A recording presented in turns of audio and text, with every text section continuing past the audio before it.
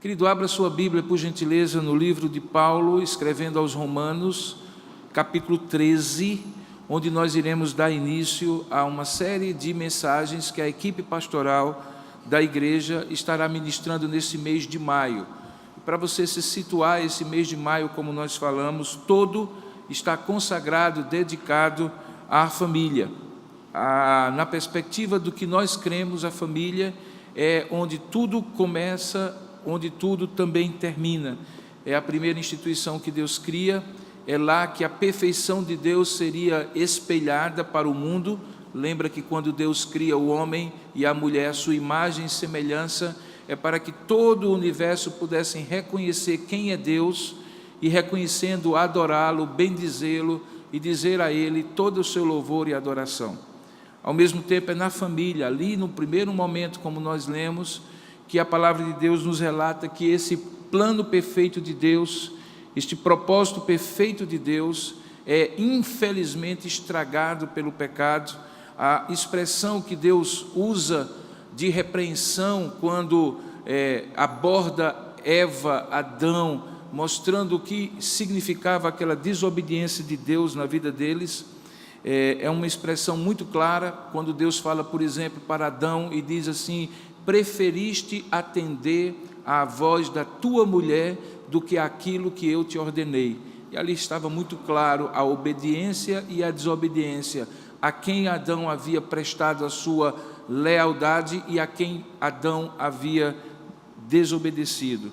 A partir dali, no meio da família, tudo que é bom a gente vivencia e, ao mesmo tempo, vivencia as piores dores, os piores desencontros, as coisas mais difíceis de conviver estão muitas vezes nas relações mais próximas de marido e de mulher, de pais e filhos, de modo que a família acaba sendo um grande palco para a graça de Deus e, infelizmente, para a desgraça do pecado. Pensar sobre família, portanto, é pensar sobre um projeto que era perfeito, de um Deus perfeito, com princípios e propósitos perfeitos, mas que em dado momento foi entregue nas mãos de pessoas criadas à imagem de Deus, mas que tinham se tornado imperfeitas. E quando um projeto perfeito, de um Deus perfeito, para um propósito perfeito, é entregue nas mãos de pessoas imperfeitas, obviamente que essas pessoas não serão capazes de cumprir este propósito. De lá para cá, a gente vê a disfuncionalidade da família em vários episódios da Bíblia. Episódios esses que serão pregados, ministrados, alguns deles, no culto das 17 e das 19 horas a partir de hoje. Mas esses episódios têm alguns fios condutores, alguns princípios que demonstram neles que foram obedecidos ou desobedecidos. Princípios estes que serão expostos no domingo pela manhã. Então, para você entender melhor, no domingo pela manhã, a partir de hoje, nós vamos falar sobre princípios de Deus para a família. E no culto às 17 e 19 horas, outros componentes da equipe pastoral, e serão pastores diferentes, diferentemente de meses anteriores, em que o mesmo pastor pregava 17 e 19. Então, nós teremos hoje à noite 2 sermões diferentes, um às 17 e outro às 19, falando sobre histórias, retratos de família. Não tem nada a ver com a novela, mas tem a ver sim com retratos que a Bíblia descreve desses princípios que foram obedecidos ou desobedecidos. E assim nós vamos caminhar domingo após domingo nesse mês da família. É uma ótima oportunidade para você convidar pessoas, convidar famílias, usar os cartões que nós preparamos em grande quantidade, quase 3.000 cartões, para que você coloque muitos no bolso com um convite para o culto de hoje, também para os cresceres da quarta-feira a cada semana. Então, para começarmos nestes princípios, eu gostaria de convidá-los, então, a ler comigo a palavra de Deus em Romanos, capítulo 13, a partir do verso 1. Vamos lá ler a palavra de Deus juntos? Eu leio e vocês acompanham. Romanos 13, de 1 em diante. Todo homem esteja sujeito às autoridades superiores, porque não há autoridade que não proceda de Deus, e as autoridades que existem foram por ele instituídas, de modo que aquele que se opõe à autoridade resiste à ordenação de Deus, e os que resistem trarão sobre si mesmos condenação, porque os magistrados não são para temor quando se faz o bem, e sim quando se faz o mal. Queres tu não temer a autoridade? Faça o bem, e terás o louvor dela, visto que a autoridade é ministro de Deus para o teu bem. Entretanto, se fizeres o mal, teme, porque não é sem motivo que ela traz a espada, pois é ministro de Deus, vingador, para castigar o que pratica o mal.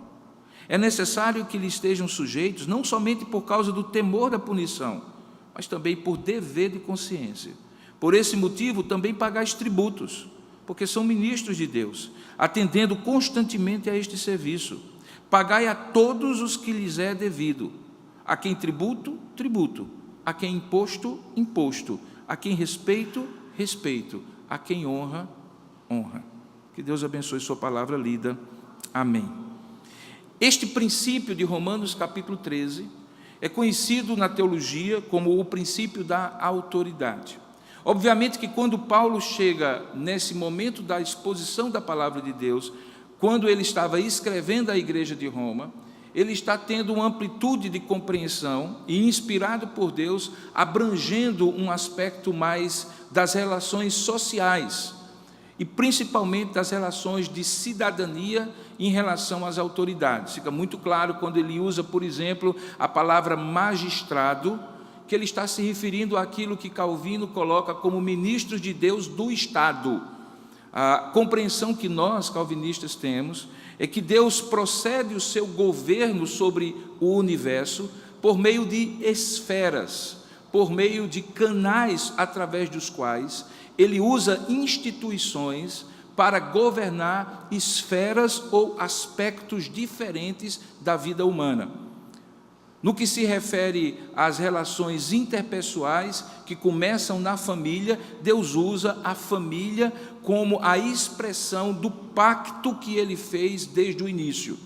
Pacto esse que ele descreve através de 3 mandatos, que nós temos falado de vez em quando aqui na igreja. Ele dá a Adão e Eva o mandato espiritual de serem imagem e semelhança de Deus, e como imagem e semelhança de Deus, refletirem Deus para todo o universo.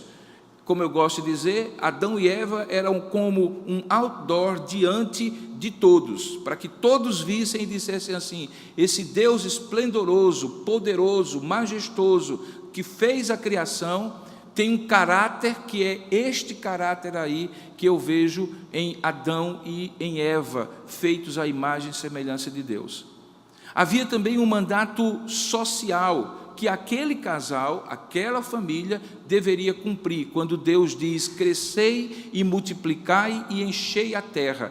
Era por intermédio daquele casal que haveria sociedade, formada de pessoas que, obviamente, por meio da procriação da espécie humana, iria espalhando e povoando a terra. E havia um mandato cultural, por meio do qual Deus estabeleceria uma espécie de vice-regência sobre a criação. Deus, o Supremo Rei, governaria a criação por intermédio daquele que representava-o diante da criação, que era Adão e Eva. Eles deveriam dominar sobre a terra, cuidar e guardar da criação. Esses 3 mandatos, o mandato espiritual, social e cultural, seriam as formas pelas quais Deus usaria essa primeira instituição chamada família para reinar, reger a criação. A partir dali, Deus estava estabelecendo um princípio, queridos irmãos, o princípio da autoridade, de que existe uma espinha dorsal que começa em Deus e vai até a menor de todas as criaturas, e que obedece não a uma hierarquia formal, como nós estamos acostumados a ver em organizações criadas pelos homens, empresas e assim por diante, mas obedecia a um princípio que deveria ser internalizado muito mais do que expresso comportamentalmente, deveria ser primeiramente parte da consciência, da convicção, da escala de valores para se decidir cumprir em tudo esse princípio da autoridade. Esse princípio da autoridade estava no início, em toda a história da humanidade, e estará no final de todas as coisas, quando todas as coisas serão reunidas debaixo do senhorio de Cristo, quando todo joelho se dobrará, toda língua confessará que Ele é Senhor, e o texto sagrado diz que Jesus Cristo mesmo entregará ao domínio do Pai, fazendo aquilo que Adão não fez como primeiro Adão, Ele, como segundo Adão, fará de maneira perfeita, entregando todo o universo para o louvor da glória do Criador. Do começo ao fim, o princípio da autoridade se estabelece. E não é sem razão, queridos irmãos, que os momentos em que nós estamos vivendo no mundo, e particularmente no nosso país, se caracterizam por uma corrosão, ou uma corrosão cada vez maior, mais pervasiva, em todas as instâncias do princípio da autoridade. É verdade, no entanto, que quando esse princípio da autoridade é exercido de maneira não autorizada por Deus, porque a autoridade é aquele que autoriza e capacita este exercício, várias vezes esse princípio transmutou-se, travestiu-se de governos tirânicos, ditaduras, assim como expressões tirânicas e ditatoriais nas relações familiares, como o machismo, como o feminismo, como a rebelião de filhos contra pais, ou o domínio opressor de pais sobre filhos. Todas as vezes que pessoas imperfeitas tentam estabelecer esse princípio perfeito, obviamente que há perversões. Quando nós nos voltamos novamente para o texto, e lembramos de como esse conceito foi ampliado por Paulo, da família para a sociedade, da família para o Estado, então nós vamos aprender algumas coisas delas. A primeira delas é que o princípio da autoridade sujeita todas as coisas. Veja o que é que diz o primeiro versículo de Romanos capítulo 13. Diz que todo homem, a expressão grega panta antropos, todos os homens, estejam sujeitos às autoridades superiores. Essa sujeição à autoridade superior é um princípio que estabelece que não é possível, não é algo da parte de Deus, que alguém seja autônomo ou independente absolutamente de qualquer autoridade que o governe. Na verdade, existe sim uma perversão desse princípio, chamada anarquismo, que é contra toda e qualquer autoridade, supostamente dando ao homem essa suposta e pretensa capacidade de não ter ninguém que controle, ninguém que oriente, ninguém que o sujeite. E ao fazer isso, o anarquismo vai contrário àquilo que a palavra de Deus ensina, quando diz que todas as pessoas estejam sujeitas. E a palavra aqui, sujeição, é exatamente aquilo que está posto, algo que está debaixo de alguma autoridade superior.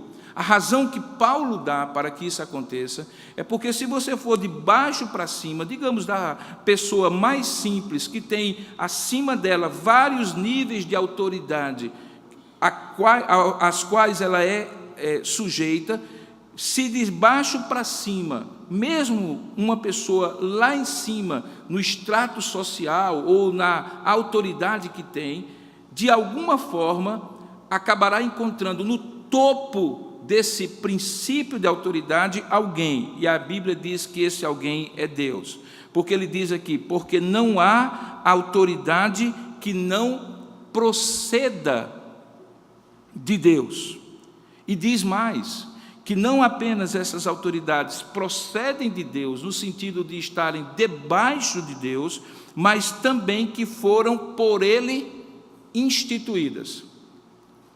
Veja, quando Deus estabelece o princípio da autoridade, Ele estabelece para que o seu governo se expresse por meio dessas autoridades que Ele constitui, ou que Ele institui. A primeira delas, na primeira das esferas que nós falamos, foi a autoridade que Ele deu a Adão e a Eva. Particularmente a Adão, o cabeça federal, o representante de Deus sobre a criação, para que ele cuidasse, guardasse e dominasse sobre a terra. Adão, portanto, era a autoridade instituída por Deus. E como autoridade instituída por Deus, deveria cumprir as diretrizes de Deus que nós estamos chamando, que a teologia chama de mandatos. E aqui eu já mencionei o mandato espiritual, o mandato social e o mandato cultural. Obediência, portanto, para Adão, estaria sendo concretizada em ele fazer o que Deus mandou ele fazer. E aí, nós chegamos ao segundo aspecto do princípio da autoridade.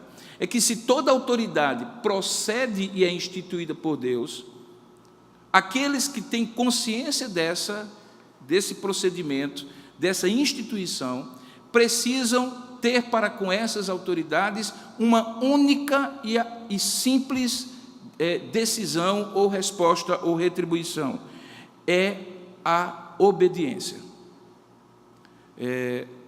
Veja que no verso 2, Paulo coloca de maneira negativa essa obediência, falando sobre oposição à autoridade. Ele diz assim: de modo que aquele que se opõe à autoridade resiste à ordenação de Deus. Paulo está dizendo que, da mesma maneira como o governo de Deus vai cascateando pelas autoridades até chegar a você, a sua oposição ou resistência à autoridade imediata acima de você vai também cascateando para cima até ser representada como uma desobediência a Deus, ou como ele coloca aqui, uma resistência à ordenação de Deus. Daqui a pouco nós vamos tentar entender um pouco a diferença entre autoridade legítima e autoridade não legítima e qual é a possibilidade que nós temos de resistir à autoridade de maneira legítima. Porém, antes de chegar até lá, deixe-me estabelecer aqui um fato, que aquele ditado popular um tanto quanto grosseiro, que manda quem pode, obedece quem tem juízo, na verdade, deveria ter uma outra versão. A versão que talvez fosse assim: manda quem ordena e foi ordenado para mandar, e obedece quem reconhece a ordenação de quem manda. E aí nós estamos falando de respeito, reverência, temor, obediência, tudo aquilo que Deus exige para si e exige para aqueles que Ele institui como autoridade. Deus, portanto, exige que pais tenham a mesma reverência, o mesmo respeito, o mesmo temor dos seus filhos, porque este mesmo respeito, esse mesmo temor, esta mesma reverência é, em última instância, aplicada a Deus. Portanto, do mesmo jeito que esse princípio estabelece a instituição da autoridade, estabelece também qual é a resposta daquele que está abaixo da autoridade. E ele diz aqui que é não se opor, nem se resistir, porque aqueles que resistem, e aí nós temos o terceiro princípio, trazem sobre si condenação. Primeiro princípio da autoridade, primeiro aspecto, a autoridade toda ela é instituída por Deus e foi ordenada por Deus. Segundo, aquilo que se espera de quem reconhece esse princípio é não se opor, nem resistir, mas obedecer. Terceiro, que aqueles que o fazem trazem sobre si condenação.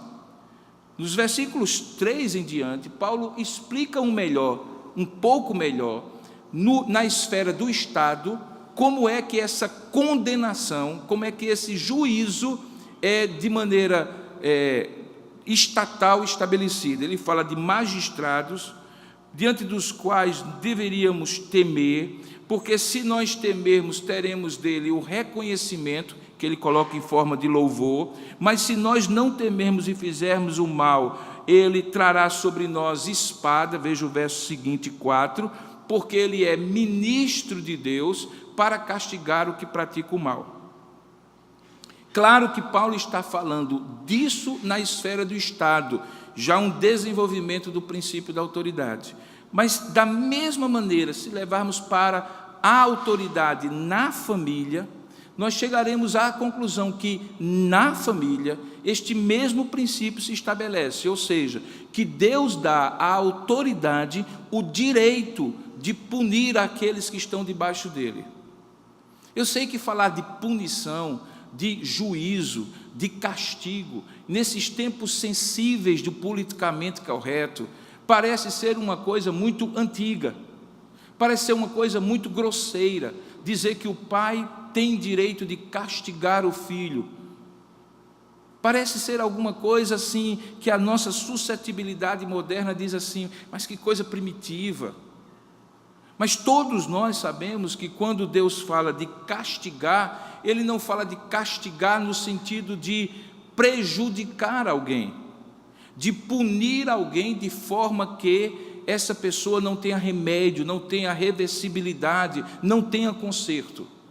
Particularmente quando Deus fala debaixo do pacto da aliança sobre castigo, sobre disciplina, o propósito de Deus é de correção, é exortar para corrigir, é castigar ou disciplinar, é punir para mudar o comportamento, para que a obediência seja estabelecida, para que o bem substitua a má atitude e assim a glória de Deus se estabeleça na família.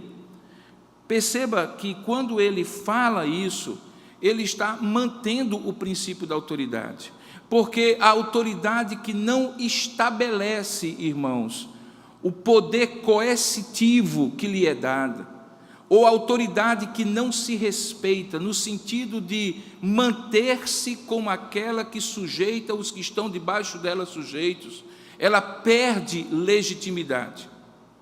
Não é ilegítima apenas a autoridade que faz errado, no sentido de não ser uma boa ministração de autoridade, de não cuidar daqueles que estão debaixo dele.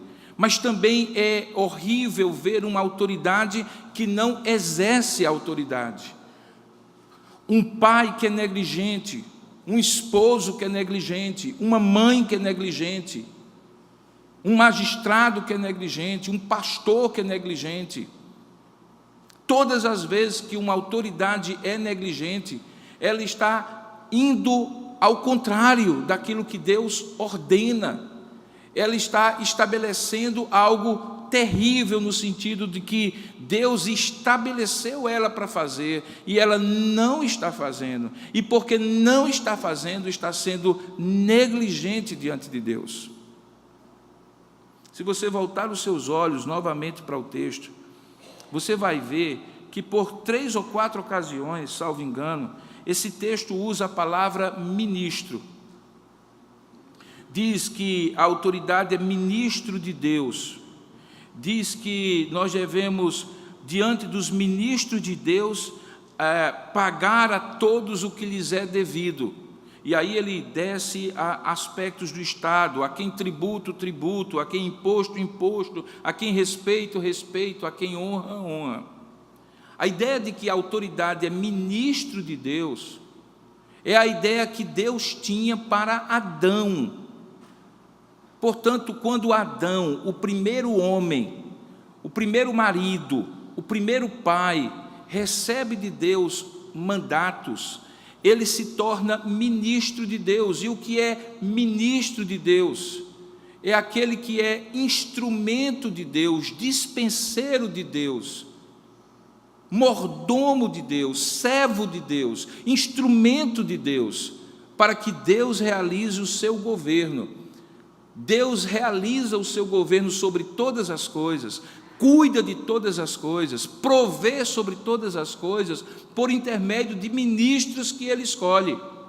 Sejam ministros da palavra e dos sacramentos na igreja, seja ministro dos mandatos que Deus deu à família e que Ele coloca sobre os ombros daqueles que Ele chama para ser marido, que ele chama para ser pai e assim por diante. Quebrar esses princípios, invertê-los, negligenciá-los, omitir-se de fazê-los, são todos erros que nós vemos hoje na sociedade. Fazê-los também de maneira não temente a Deus, como se você não fosse prestar contas a Deus, como se você não tivesse que ser moderado e sábio, porque Deus está vendo a sua motivação, quando muitas vezes você substitui autoridade por autoritarismo, também estabelecem algo que revela que você não está sendo ministro de Deus. Pensar em termos de família é pensar primeiramente neste princípio. Família não é um aglomerado amorfo, acéfalo de pessoas. Quando nós constituímos família, nós estamos constituindo, e vamos ali no casamento, receber a bênção de Deus, porque nós reconhecemos que o casamento é o estabelecimento da autoridade de Deus sobre aquela instituição chamada família. Não é apenas para que a gente tenha prazer ou procrie, não é apenas para atender uma regulamentação do Estado, ou uma expectativa social. Não é apenas para isso, é mais do que isso. Quando alguém se casa, constitui uma família, e eu sei que muitos aqui o fizeram antes mesmo de conhecer o Evangelho, e, portanto, possivelmente não tinham a mínima percepção, estavam apaixonados, queriam se casar, constituíam, todo mundo faz isso, então eu também vou fazer. Mas parar um pouquinho nesse momento e pensar que havia um plano perfeito. Voltem no tempo comigo, por favor, voltem no tempo. Deus não precisava ter criado e criou. Ao criar, Ele criou seres feitos à sua imagem e semelhança, e deu sobre eles a regência da criação. Não era pouca coisa, irmãos. Era a regência da criação. Dominai, crescei, multiplicai, servi, resplandecei a minha glória. Fazei tudo para a glória do Senhor, e Ele o faz. Mas em dado momento, este homem resolve cumprir esse propósito perfeito, de um Deus perfeito, sozinho. E aí ele atende à voz daquela que deveria estar debaixo da sua autoridade, numa inversão completa. Muitos colocam muito peso sobre, e a palavra de Deus não deixa de pesar a mão, sobre a nossa mãe Eva, de como ela trouxe o pecado quando comeu do fruto, olhando para o fruto e sendo agradável aos olhos, desejável para dar prazer e para dar sabedoria ou conhecimento do bem e do mal. Mas mais do que tudo, quando ela oferece o fruto para Adão, é em Adão que residia a autoridade do cabeça federal da raça humana, porque tinha sido a e com Adão que Deus tinha feito um pacto, e o pacto é: me represente, Adão, seja a autoridade sobre a criação. E quando Adão negligencia isso, queridos, o texto é muito claro. Se você puder voltar, você vai ver claramente onde foi o erro de Adão. Se você abrir a sua Bíblia, em Gênesis capítulo 3, no versículo 17, quando Deus distribui a punição e estabelece o que cada um daqueles personagens haveria de sofrer, no versículo 17 de Gênesis capítulo 3, é dito assim: e a Adão Deus disse. Então era algo específico para Adão. E olha só: visto que atendeste à voz da tua mulher e comeste da árvore, e olha o contraste, que eu te ordenara não comesses. Naquele momento, Adão subverte a ordem, e aquela que deveria estar debaixo da sua autoridade é alguém que exerce uma influência sobre ele, que deveria ser uma influência somente de Deus para com Adão, e não de Eva para com Adão. Essa inversão provoca toda a desgraça que nós chamamos hoje de pecado, de queda. Houve uma participação de Eva, sem sombra de dúvida, mas mais do que tudo, houve uma negligência de Adão ser um ministro de Deus para com a sua esposa, para com os filhos que ele haveria de gerar, se já não tivesse, que ele haveria de gerar, e também para a criação, tanto é que a terra sofre com isso. Para você entender um pouquinho melhor esse aspecto da criação, eu gostaria de ler rapidamente, se você tiver a Bíblia de Genebra, você também pode acompanhar, senão você vai ter que só ouvir essa regra, ou essa leitura.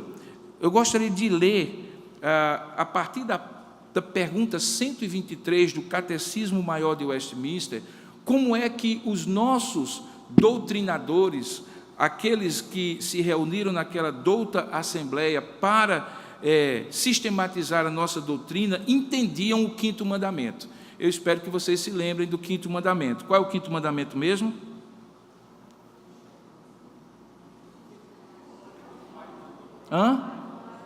Honra. É bom saber os mandamentos, viu, irmãos? Porque ali tem a lei de Deus. Diz assim: qual é o quinto mandamento? Pergunta 123. O quinto mandamento é: honra teu pai e tua mãe. Está na página 1817, se você tiver a Bíblia de Genebra.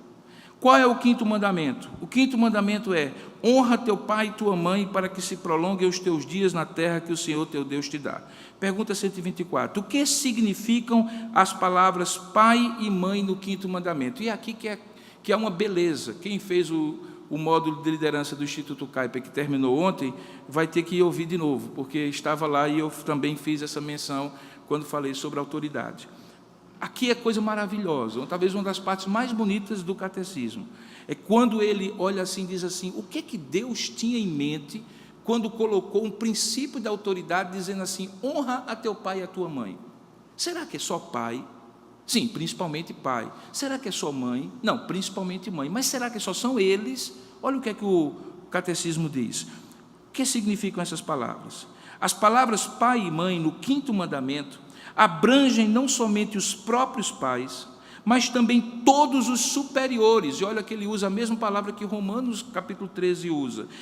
Superiores em idade. Sabe aquele tempo em que as pessoas diziam: respeite os mais velhos? Qual foi a última vez que você ouviu isso? Nos dias de hoje? Respeite os mais velhos. Quando foi?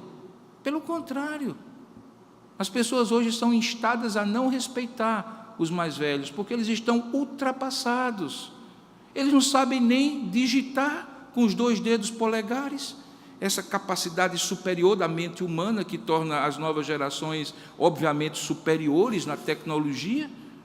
Você sabe, inclusive, se o sujeito é analógico ou digital, dependendo de como ele digita. Eu sou digital, ou melhor, sou meio digital, porque eu só consigo com uma.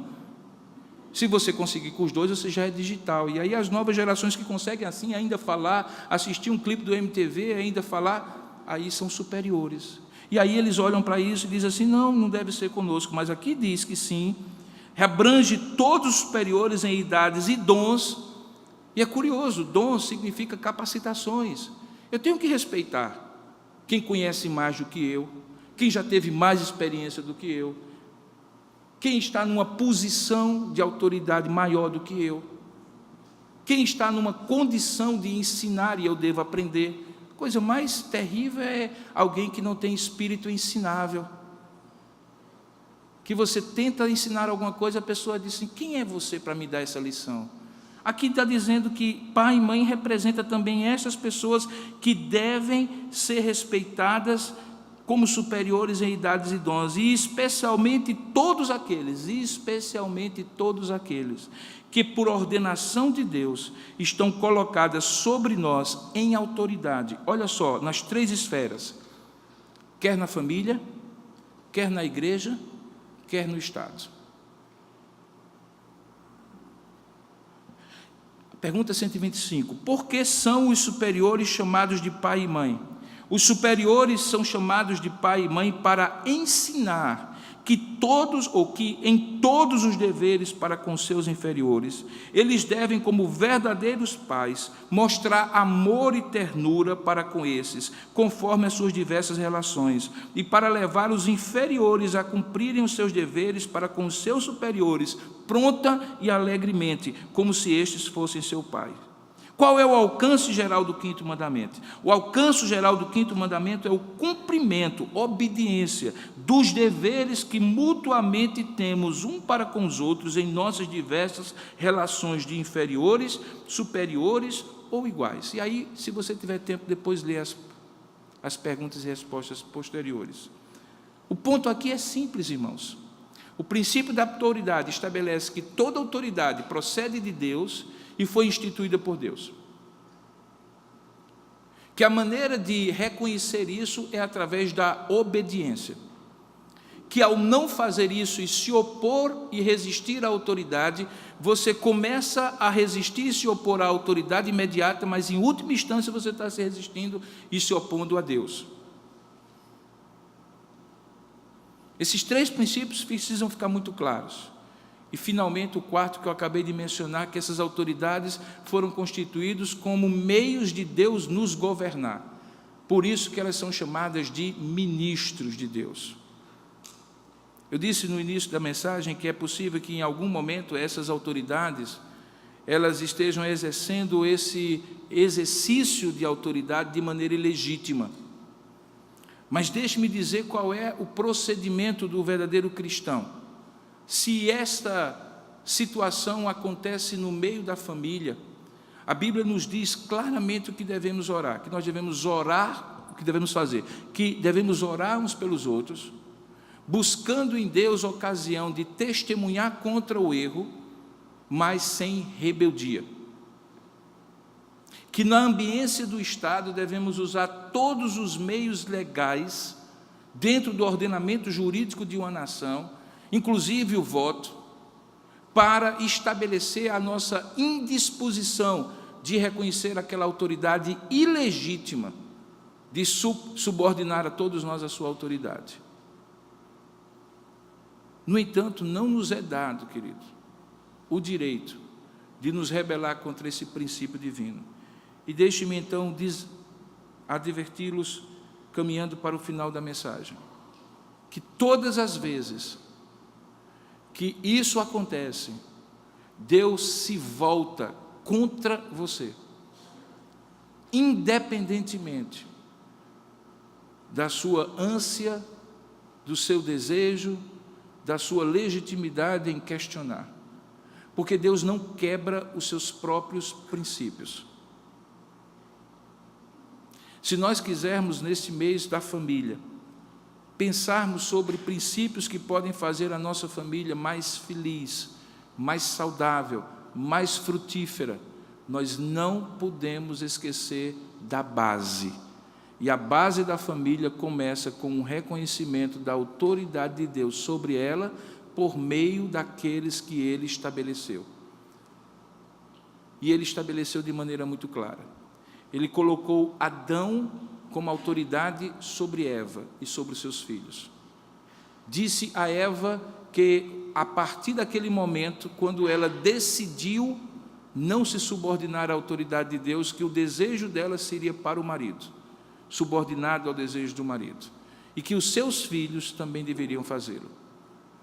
Se você quer ter felicidade na sua família, esse princípio é inquestionável.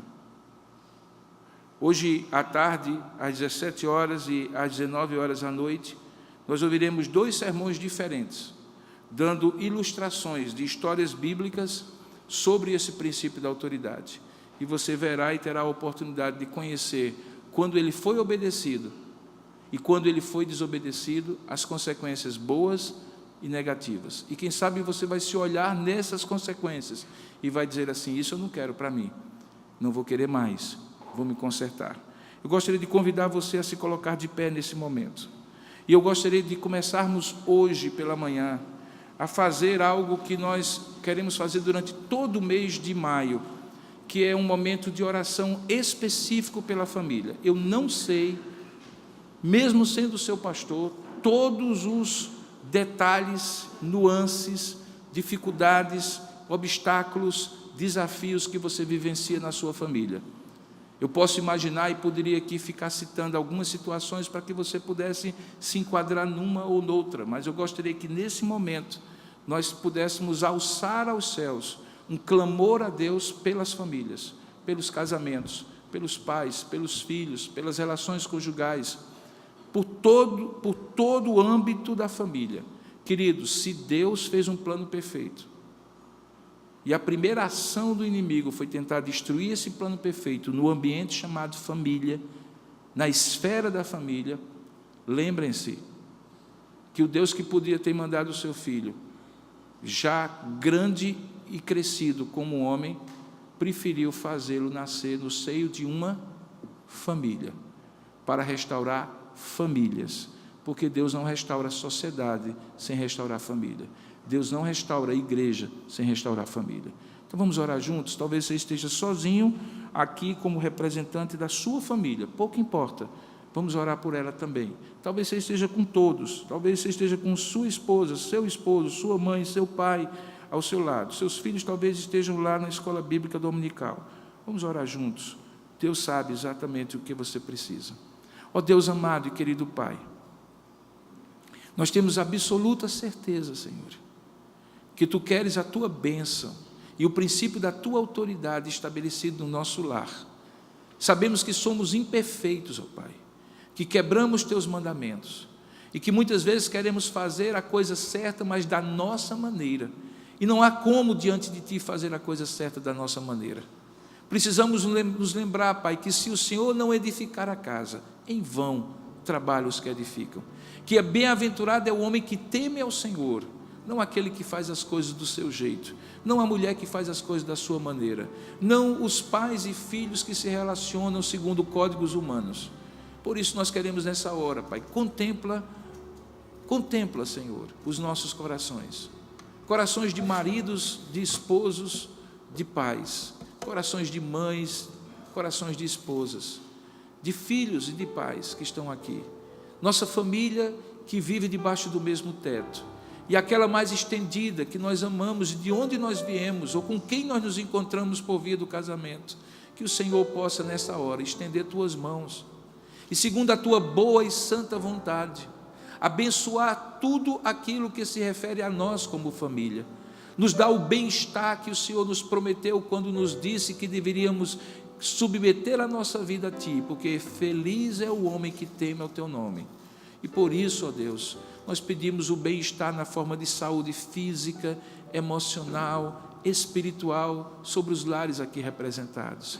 A provisão, ó Pai, do pão sobre a nossa mesa, Senhor, e a proteção daqueles caminhos que temos que trilhar cada manhã, cada tarde e noite, indo para trabalhar, para ganhar no suor do nosso rosto o nosso pão. Proteja-nos do homem mau, da mão estendida contra nós. Proteja os nossos filhos, principalmente, ó Pai, daquelas sutis investidas do inimigo, tentando desalinhar aquilo que nós alinhamos segundo a Tua palavra.